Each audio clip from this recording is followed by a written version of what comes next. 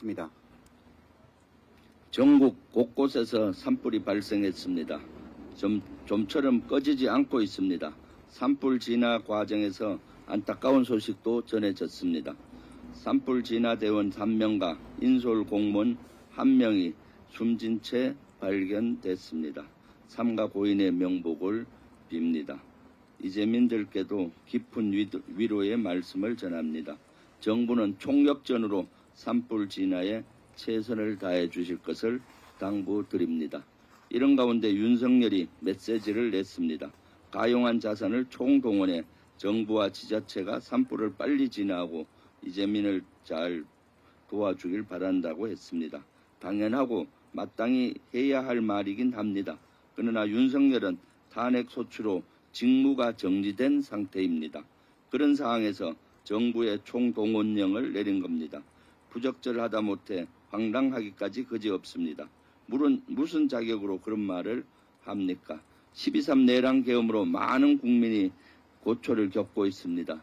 진정으로 국민을 생각한다면 위로의 글에 앞서 반성문부터 쓰십시오. 진정으로 국민을 생각한다면 헌법재판소 결정에 승복하겠다는 다짐의 글을 쓰십시오. 조금 전에 헌재에서 한덕수 탄핵 소추가 기각됐습니다. 매우 유감스럽습니다. 하지만 헌재 결정을 존중합니다. 이제 윤석열 파면이 남았습니다. 헌재는 오늘 당장 윤석열에 대한 선고일을 정하십시오. 국정 안정을 위한 가장 빠른 길은 윤석열의 파면뿐입니다. 저를 비롯한 예비역 장성 14명이 지난해 12월 3일 계엄 당일날입니다. 오전 국회 소통관에서 기자회견을 열었습니다. 윤석열의 퇴진을 촉구하는 내용이었습니다. 무책임한 국정 운영과 국민을 향한 폭력적 태도를 더 이상 묵과할 수 없다고 비판했습니다. 그런데 그날 계엄 당일날 여인영 당시 방첩사령관은 대통령 퇴진 기자회견에 예비역 누가 동참했는지 찾아라 이런 지시를 부하 군인에게 했습니다.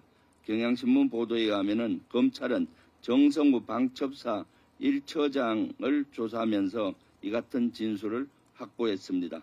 정 처장이 스마트폰을 이용해 민주당 김병주 의원, 예비역 장성들의 대통령 퇴진 요구 등을 검색한 기록도 나왔습니다. 저를 비롯한 예비역 장성을 찾아서 무엇을 하려고 했던 겁니까? 수거해서 폭파, 제거하려고 했던 겁니까? 저는 여인영이 스스로 판단해 이런 지시를 했다고 생각하지 않습니다.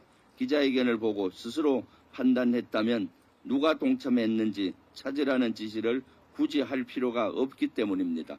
분명 윤석열이나 김용년 등 그 윗선에서 기자회견한 장성들을 체포하라고 하니까 여인영이 움직인 것 아니겠습니까?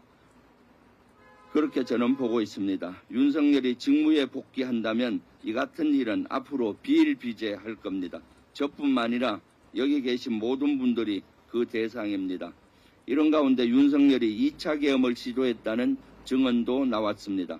한겨레 보도에 따르면 공수처는 방첩사 간부를 조사하는 과정에서 국회에서 비상계엄이 해제된 직후 윤석열이 비상계엄을 재선포하면 된다라고 말했다는 진술을 확보했다고 합니다.